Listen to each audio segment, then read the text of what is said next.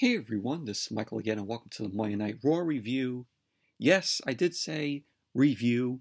It's not going to be a recap and results video, because if you guys saw the end of my previous video, which was the Orange Years, the Nickelodeon story review, said I was going to review Monday Night Raw only because it was Legends Night tonight, where you had some of the WWE legends come on. So that's why I'll be doing a review of this. But this show tonight was absolutely fucking dreadful. Absolutely fucking terrible. The only reason why the legends were here was for them to impress Vince McMahon just so Monday Night Raw could get high ratings. This show was all done for them to pop a rating, because Monday Night Raw's ratings are shit. That was the only reason why this show was done. But the show was absolutely fucking terrible. Let's jump right into the review. Let's not waste any time. So Monday Night Raw Legends Night opened up tonight with a hype promo from Hulk Hogan. After the WWE Then, Now, and Forever logo ended, that was the first image that we saw. Hulk Hogan coming on, hyping up Legends Night, doing a quick little promo, and that was that. Yo, it's Legends Night, brother! So then, after that, we went to the Thunderdome, and we had Miz TV with the Miz and John Morrison. And when you know Miz TV opens up Monday Night Raw, you already know where this show is going to be headed. So the Miz ended up saying that Legends Night is packed. So he ends up plugging the matches that we're going to see later on. He ends up plugging Keith Lee versus Drew McIntyre for the WWE Championship, which was the main event. He also then announced Jeff Hardy versus Randy Orton, which we saw both of them go at it before, back in 2018. They had the Hell in a Cell match, both of them in 2018, where, if you remember, Randy Orton ended up sticking a screwdriver into Jeff Hardy's earlobe. So we got a match with both of them again. So they go on. So he ends up mentioning, the Miz ends up mentioning some of the guests that they have for Legends Night. He said we got Ric Flair. Yes, Ric Flair was there. Tori Wilson, Booker T, Hulk Hogan, and John Morrison ended up adding that. Most importantly, the legendary Miz will be appearing. I'm like, Morrison, Miz is already there. Miz is already appearing. He's in the segment with you right now with Miz TV. So the Miz was excited because the WWE officials came to their senses and that they reinstated the Money in the Bank briefcase to him. Why? It was a stupid move for them to give the Money in the Bank briefcase back to him.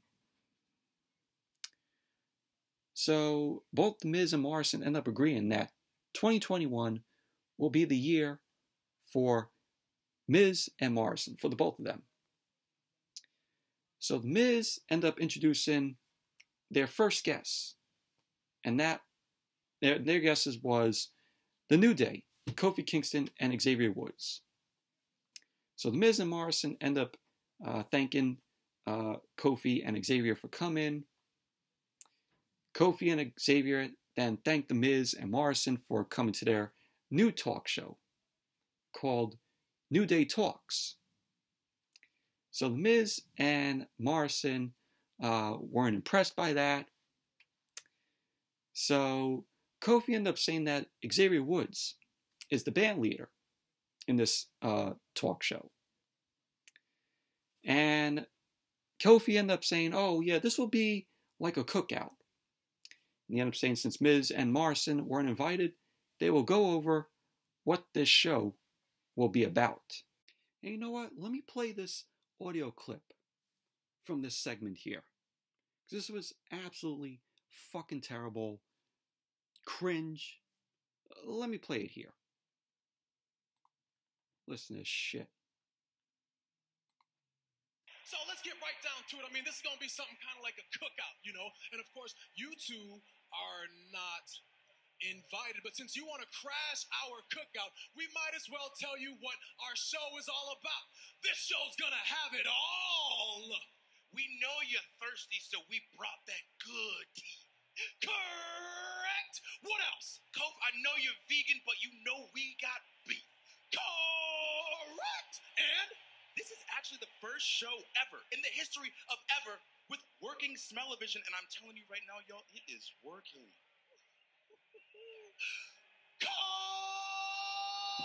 Really? We have to have this screaming from Kofi? Are you done? Yeah, I wish this whole segment was done right here. Yes, I would like to conduct this interview. Thank you very much.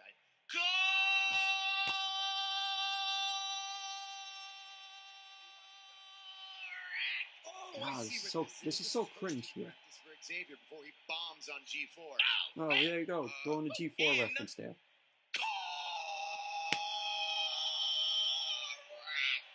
Incorrect. No.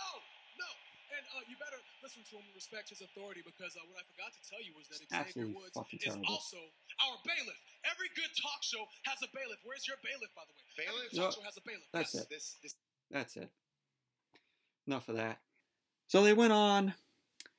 Kofi ended up saying that it's time for the cooking part of their show with the celebrity chef, Xavier Woods. So Miz ended up having enough of that. So Miz was furious of Kofi and Xavier for making a mockery of Miz TV. And then, lo and behold, out came holla, holla, holla player Teddy Long. So Teddy Long comes out, does his hold up, player. So he makes the match. Of course, we all know when Teddy Long is out there, you know it's going to be a tag team match. So he ended up announcing Miz and Morrison versus The Undertaker. Of course, a reference because Teddy Long always used to put some of the superstars, make a match, and he would put them one-on-one with The Undertaker.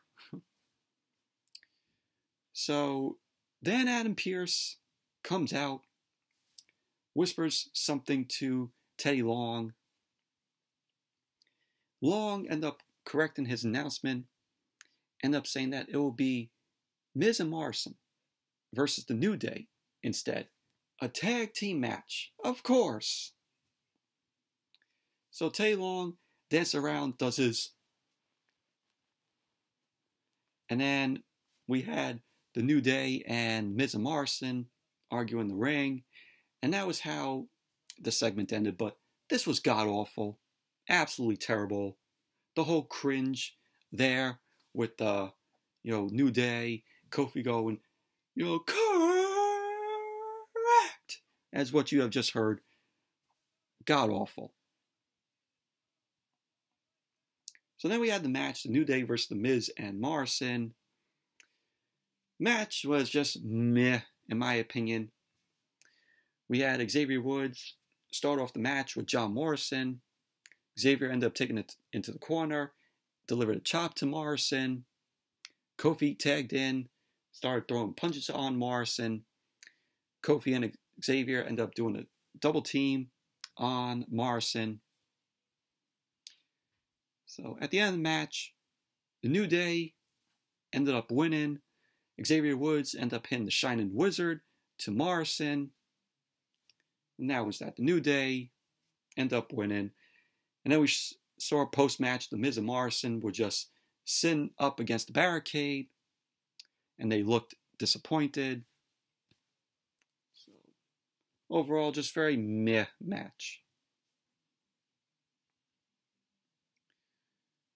So then we saw Randy Orton backstage with Charlie Caruso. Charlie Caruso ended up asking Randy Orton what he was thinking at that moment, because they showed how Monday Night Raw ended last week with Randy Orton holding the match over Alexa Bliss, because Alexa Bliss ended up soaking herself in gasoline last week, but you could tell it was water. So Charlie Caruso ended up asking Orton what he was thinking at that moment. Orton then told Charlie Caruso the voices in his head told him to drop the match and watch Alexa burn. But he couldn't do it. And he said he realized why. It's because just like everyone else who has faced the Fiend, something changes in you. Orton ended up saying that he showed Alexa Bliss restraint. Therefore, he showed her comparison and mercy. He ended up saying, and for that, he hates himself for it. Orton went on to say, but then he realized that the hatred for himself, he can mold and sculpt it. Orton ended up realizing that now there are no boundaries and that he is capable of any and everything. Orton then ended up asking if we can imagine him redirecting that newfound hatred to someone else. So Charlie Caruso ended up asking about the Fiend to Randy Orton.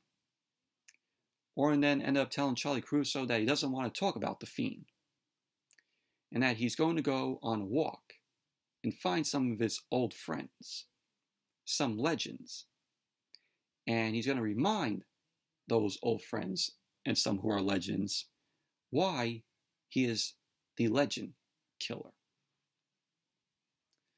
So that was what Randy Orton had to say. And then we saw Angel Garza backstage. Angel Garza was shown with the Jobber Ninja Turtle 24/7 title, because apparently there was a TikTok live stream on New Year's Eve where Angel Garza ended up rolling up R-Truth to win the Jobber Ninja Turtle 24/7 title. And when I saw that, I'm like, wow, they really fucked up Angel Garza right there. So Garza was backstage. He was flirting with Alicia Fox, who was there for like 5 seconds. So Alicia Fox was there. She wasn't interested in Angel Garza. So she ended up walking off. And then Garza ended up approaching Mickie James, Sergeant Slaughter, and Tatanka. Which Tatanka was there. He didn't even say anything. He was just standing there. Like. So Garza ended up saying that he's honored to meet Mickie James. He then offered a rose to Mickie James. But Sergeant Slaughter ended up intercepting the rose. And he ends up calling Garza maggot. So then Garza ended up walking off. But man, Garza carrying the Jobber Ninja Turtle 24/7 title. I mean, how low? How low they really did Angel Garza here. You know, Angel Garza was supporting a new haircut. And then we had AJ Styles versus Elias. Didn't we see this last week? What was so different that we didn't see last week? So Styles ended up winning the match. We had Styles deliver the Styles Clash to Elias. So there you go. What more didn't we see in the match last week? Post-match, we had Styles end up getting back up. Jackson Riker ended up running in with a guitar shot to Styles, but almost ended up kicking the guitar. He ended up shattering guitar with one kick. So Riker had a shocked look on his face, and Riker ended up getting out of the ring. He ended up joining Elias at ringside. Almost was staring them down, and that was that. So, but seeing Almost kick that guitar with one kick, shattering the whole guitar, thought that was pretty cool there. So, but overall, it was a rematch from last week. What was so different in the match that we saw last week? A waste of time. Yes, it's starting to sound like a decent Monday Night Raw for the new year, for the first Monday Night Raw of the new year. Yeah, okay. Fucking terrible. So then we had Matt Riddle backstage. Matt Riddle was backstage with the Big Show. Yeah, the Big Show. Or as Matt Riddle was saying to the Big Show, the Big Bro. Who is writing this shit for Matt Riddle to say? So Matt Riddle ended up saying that he's going to get ready for his match with Bobby Lashley, and that he will reconnect with Big Show later on. So Matt Riddle ended up walking off. Randy Orton then ended up walking up to the Big Show. Orton ended up saying to the Big Show that it must be an interesting feeling knowing you can't step in the ring again. Big Show ended up asking to Randy Orton, who says he can't get in the ring? Orton then reminded him what happened last time they got in the ring together, and says Big Show's career is over thanks to him. Big Show then dismissed what Orton had to say, and he says he can get back in the ring anytime. Orton ended up grabbing the Big Show by his throat, and he was threatening the Big Show some more. Big Show was just smiling. He ended up sitting in his chair. Orton had his hand wrapped around his throat. Big Show ended up knowing what Orton is trying to do. So he went on, the Big Show ended up going on, says he's not embarrassed to be out there with the legends, and that he's proud. So Orton wasn't buying any of this, and he ended up saying that if true, Big Show would do something about what he just did. So basically, that was that. Orton was just taunting the Big Show even more before he ended up walking off. So that was that. And there was an article, I'll try to get it up here, that I saw, and I hope it doesn't happen, because it would be fucking terrible here if I get up. Because I saw this earlier today. So, listen to this. This is from a dirt sheet. This is from Ringside News. And it says, Big Show wants WWE title match in 2021, this year. Yeah. I don't want that to happen. I do not want to see that happen. That would be fucking awful. So, but, yeah, here it is. Courtesy of Ringside News here. There. Big Show wants WWE title match this year. Yeah.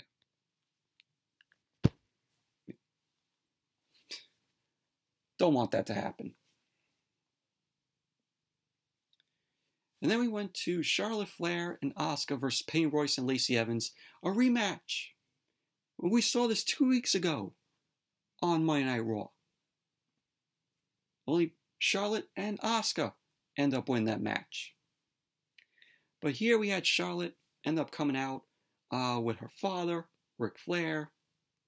She had pyro. Asuka then came out. And the match was fucking terrible. There was a point where Lacey Evans was trying to say hi to Ric Flair. And she was like, "Oh, Lordy, Ric Flair." And then Charlotte ended up beating Lacey Evans down. And the match ended with Lacey Evans, Peyton Royce winning, where we had Ric Flair trips Charlotte as Charlotte was running the ropes. And Peyton Royce ended up taking advantage, and she ended up rolling up Charlotte. And there you go. Lacey Evans and Peyton Royce end up winning the match. Post-match, Charlotte was shocked, and Lacey Evans ended up running over to Ric Flair, ended up kissing him. Lacey Evans and Peyton Royce went back up the ramp. Charlotte was shown exiting the ring slowly. She was staring her dad down. Charlotte then got in his face, and she ended up telling him to stay out of her business again. Charlotte ended up asking her father if he understands. Ric Flair was just nodding at his daughter. So Charlotte ended up telling him to back away and walk up the ramp. So that was that. But this was a rematch that we saw 2 weeks ago on Monday Night Raw, like I said.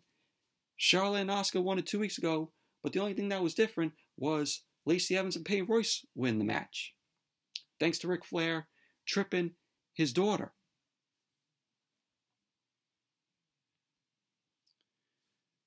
So then we had Sheamus and Drew McIntyre backstage. Sheamus then talked about the main event, which was McIntyre versus Keith Lee for the WWE Championship. Sheamus was asking McIntyre to give Keith Lee an extra kick in the head for him.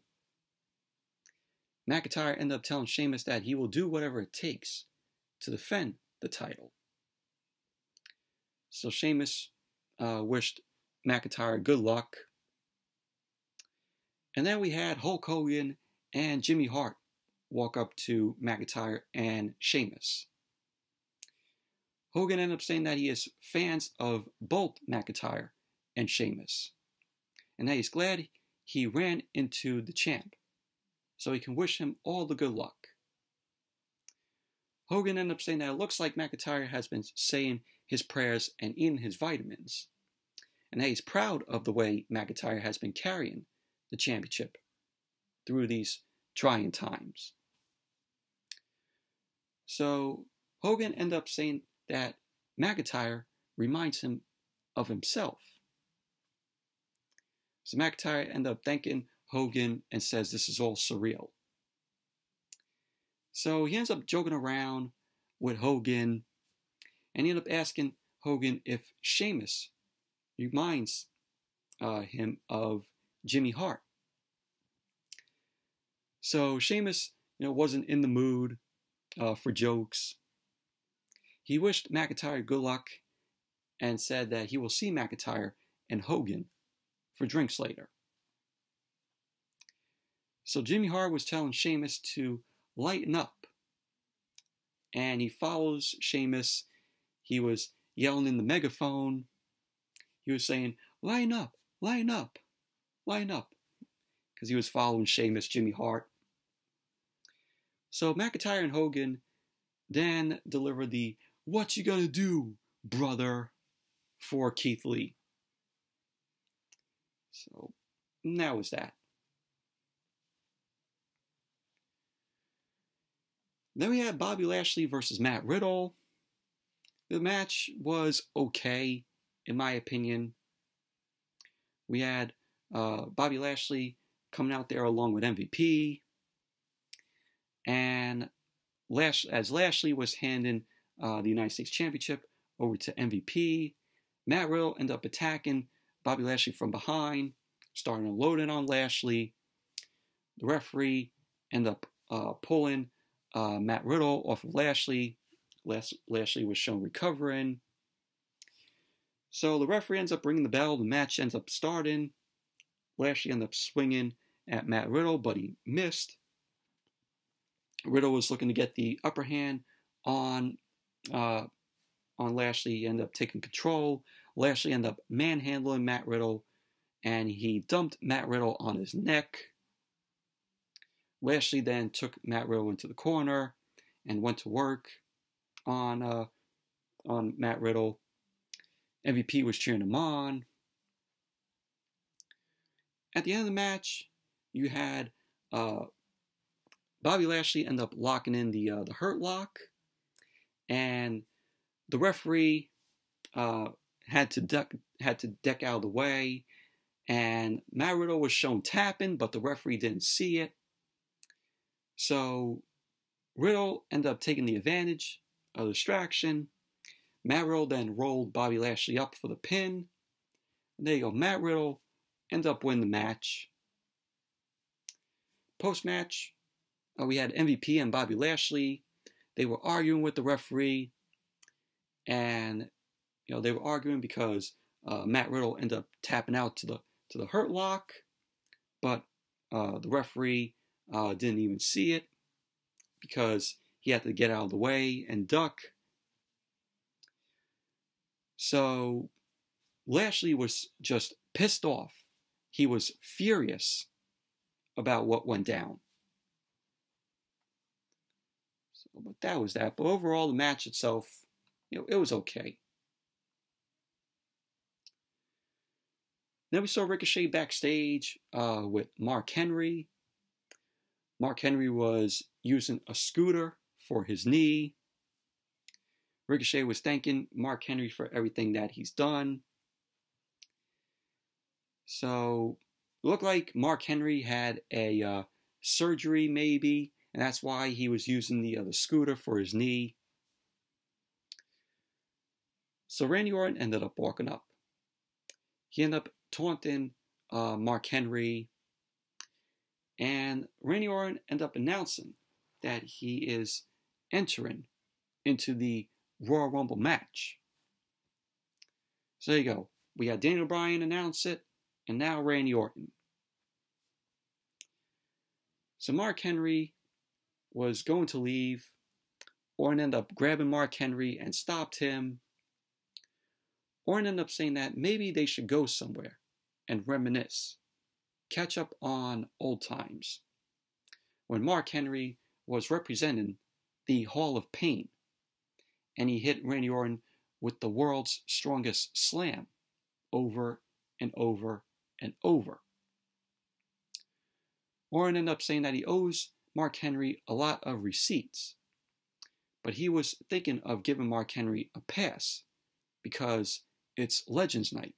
It's a special night. He ended up saying, but a pass only if Mark Henry pedals his way out of Tropicana Field. So Orton was telling Mark Henry to get out of here. So Mark Henry was shown pushing his scooter. Orton was yelling at him. And that was that. But it was nice to see Mark Henry.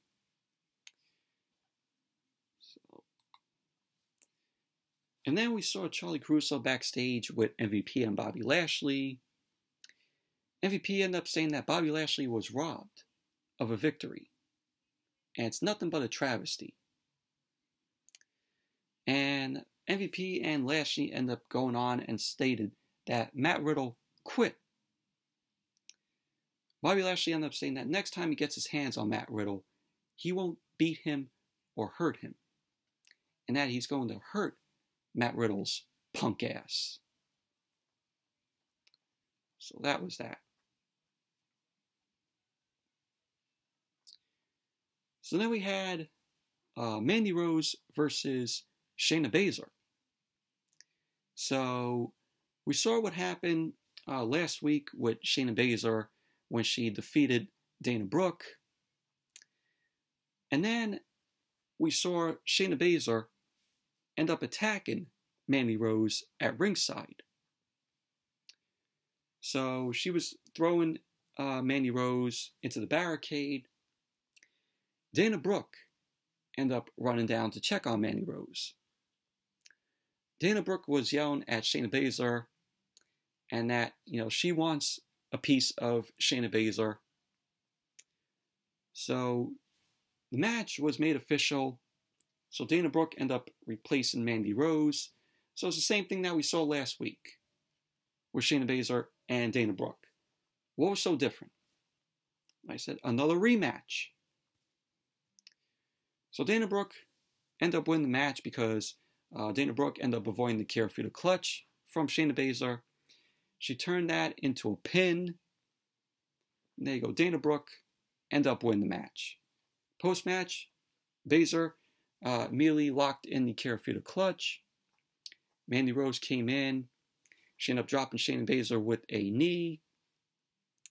And Mandy Rose and Dana Brooke then delivered double team to Shayna Baszler. Baszler ended up on the floor. And that was that. Moving on. Randy Orton ended up approaching Ric Flair. Flair was back there along with Molly Holly and IRS, Erwin Shyster, Bray Wyatt's father. They were backstage. IRS and Molly Holly walked off. And Orton ended up proposes that Flair walk him to the ring for old times. Flair ended up yelling at Orton and says he'll never walk Randy Orton out again. And Orton ended up saying that he learned everything he knows from the dirtiest player in the game. But Flair is only relevant now because of Charlotte. Orton ended up asking Flair how it feels after taking that punk kick last year. Orton ended up going on and says when he looks at Flair, he sees a man who looks and talks like him, like Flair. But he is not the man who taught Orton damn near everything he knows. Orton ended up saying that Flair is now nothing to him and everyone else, but a pathetic old man. So that was what Randy Orton had to say.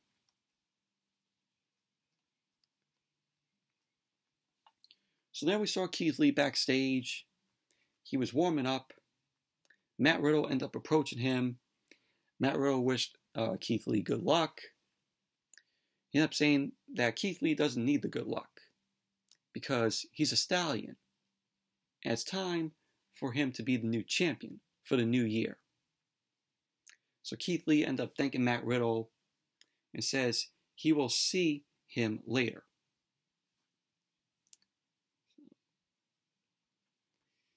And then we went to Randy Orton versus Jeff Hardy, which was a decent match, but we saw these guys go at it before. We saw them go at it in 2018 when they were on SmackDown. They had the Hell in a Cell match where Randy Orton ended up sticking the screwdriver into Jeff Hardy's earlobe, which in the match here tonight, Randy Orton did target Jeff Hardy's earlobes once again. But like I said, this was a decent match. We had Orton end up tangling with Jeff Hardy. They go to the corner. And Orton ended up tossing Jeff Hardy to the floor. Orton ended up slamming Jeff Hardy's face into the announce table several times. And at the end of the match, Randy Orton ended up hitting the RKO. Jeff Hardy was going for the twist of fate. Orton ended up countering it with the RKO. There you go. Randy Orton ended up winning the match. But overall, the match itself, it was a decent match here.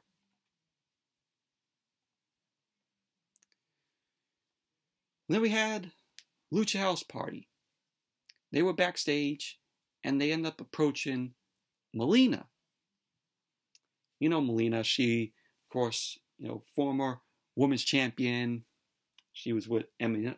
She was with Eminem back in the day. With Morrison when he was known as Johnny Nitro, and Joey Mercury. At that time, they were the tag team champions. Melina ended up managing the both of them. And Melina actually did date Morrison back in the day. But, it was cool to see Melina here. And they end up asking, the Lucha House Party ended up asking Melina if she's here for Lucha Legends Night. So Melina did a Lucha chant, with the Lucha House Party, the Lucha, Lucha. So Melina ended up walking off, so she was there for just 2 seconds. So we had Lince Dorado and Gran Metalik versus Cedric Alexander and Shelton Benjamin. This was just a very meh match. Did not even care for this match. And we're having Gran Metalik versus Santos Escobar. Cruiserweight Championship is going to be on the line at New Year's Evil this Wednesday on NXT.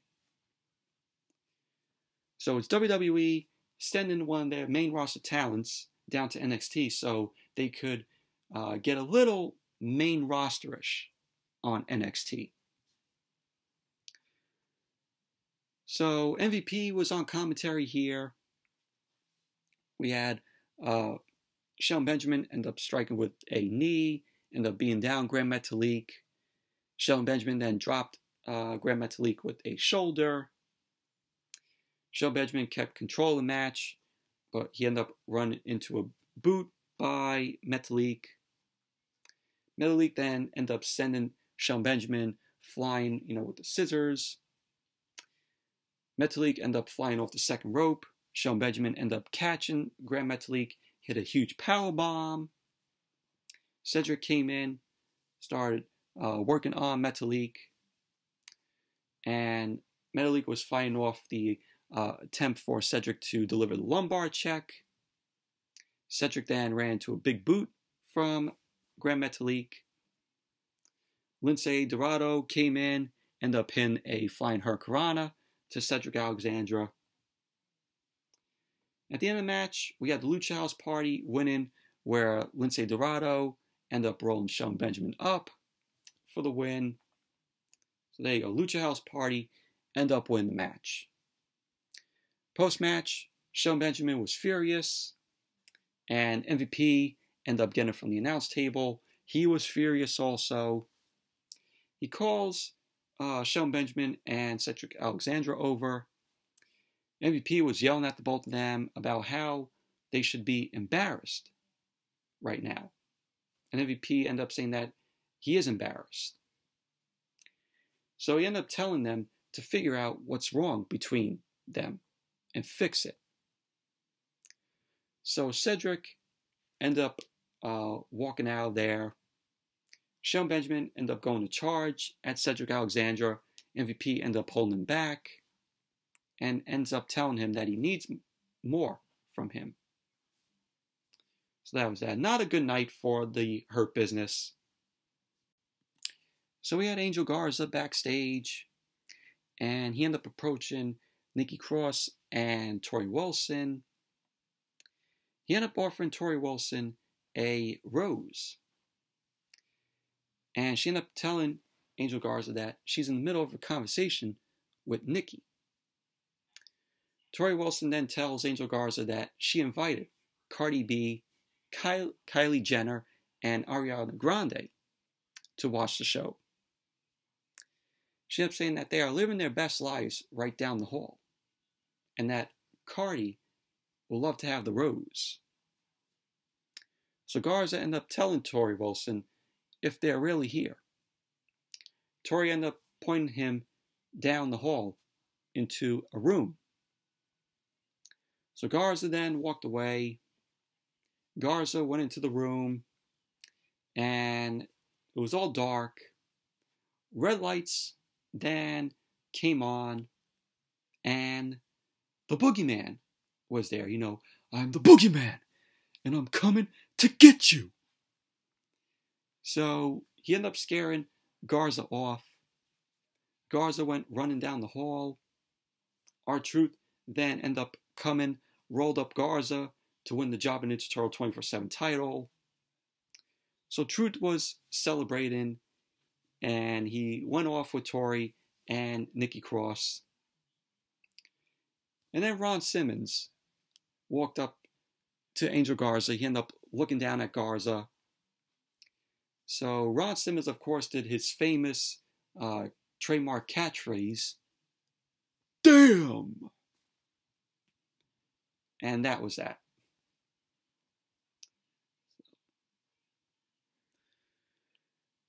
Then we had the main event. Keith Lee versus Drew McIntyre for the WWE Championship. Good match here. It was a very entertaining match. We had McIntyre end up looking on as Keith Lee made his way out. All of the Hall of Famers and legends were standing on the stage. They were there to greet Keith Lee.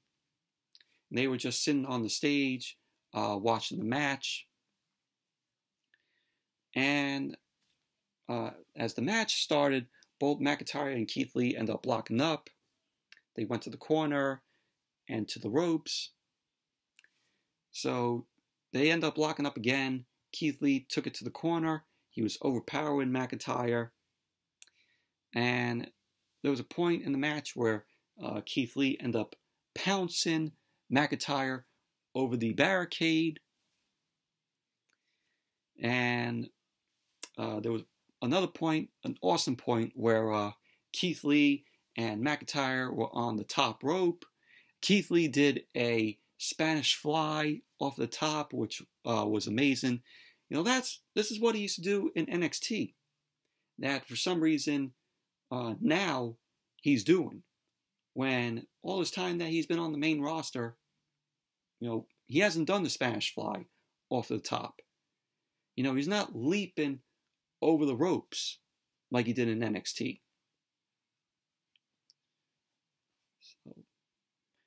But in the end, McIntyre ended up winning. McIntyre ended up blocking the spear bomb. McIntyre then delivered the Claymore to Keith Lee.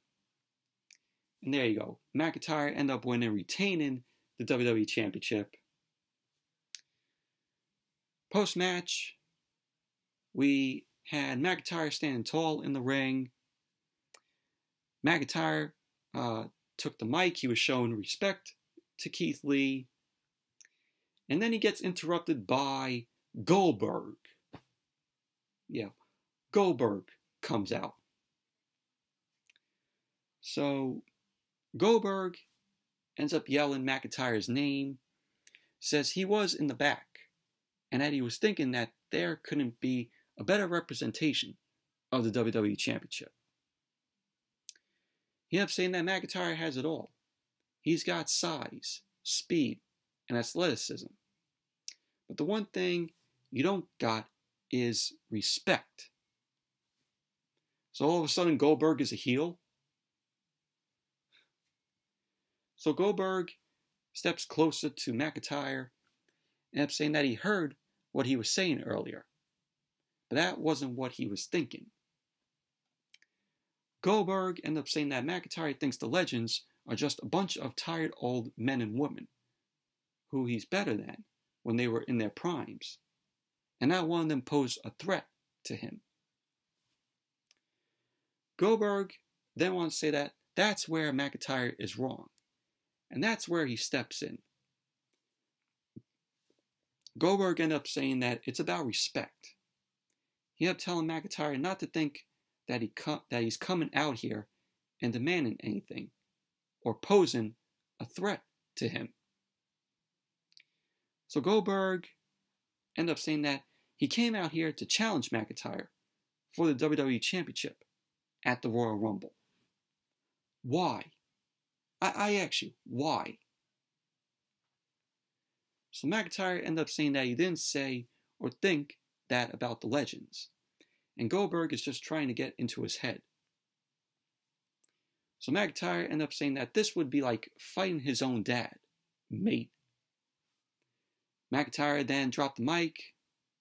Goldberg then shoved McIntyre to the mat, and that's how Monday Night Raw ended. It ended abruptly, just like that. I'm like, really? Do we need a Goldberg versus McIntyre match at the Royal Rumble for the WWE Championship? We don't need it. Why bring Goldberg back just for this?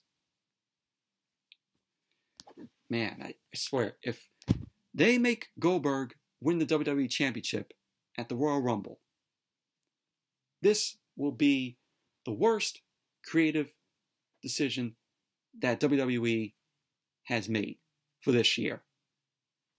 It would be absolutely fucking awful.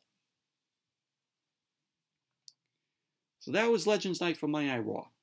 Terrible show, absolutely dreadful. But anyways, that's it for the Monday Night Raw review for Legends Night. Thank you all for watching. Hope you all enjoyed this review. Definitely give it a thumbs up, comment, subscribe, and until next video, I'll see you all later.